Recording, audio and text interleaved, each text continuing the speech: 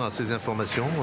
C'est des sujets complètement différents. On peut choisir les sujets par rapport à notre activité qui nous concerne, quoi. On peut échanger et trouver des solutions. On peut poser des questions, il y a un libre-échange qui est quand même assez bien. C'est un créneau horaire qui est intéressant. Donc, Je ne peux pas trouver plus près parce que je suis à 3 minutes à pied. le fait que ce soit à proximité de notre lieu de travail, c'est pratique. On a été les premiers points info, donc il y a plus de 20 ans d'ailleurs. Je suis moi-même plâtrier peintre, installé dans le Beaujolais, mais travaillant beaucoup sur Lyon. J'ai commencé il n'y a pas très longtemps, ça fait à peu près une année. Un an et demi, oui, depuis fin 2008. Ça fait très longtemps que je suis là, depuis que les points info quasiment existent. J'organise depuis une huitaine d'années les points info donc, sur le secteur de l'Arbrel. Je regroupe 500 et quelques adhérents. Le CEDAGE nous guide un petit peu quand même sur les thèmes qui ont été faits, et puis sur des thèmes qu'on a proposés nous aussi.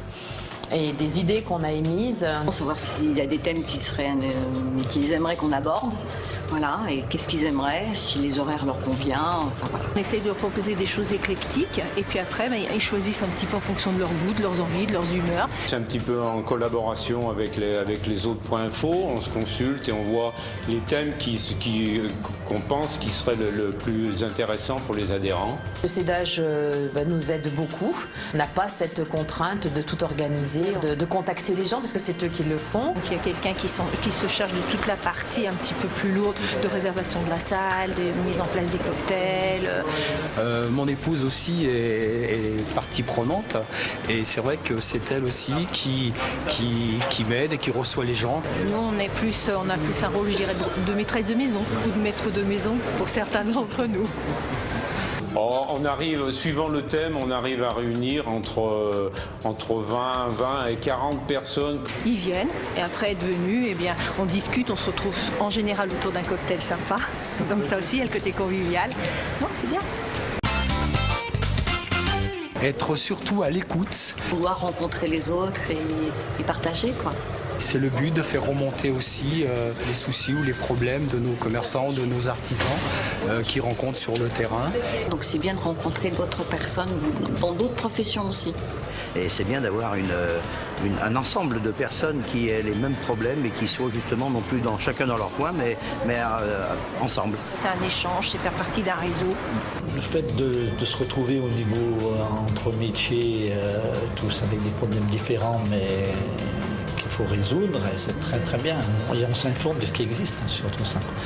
C'est très très riche de renseignements, c'est riche d'échanges.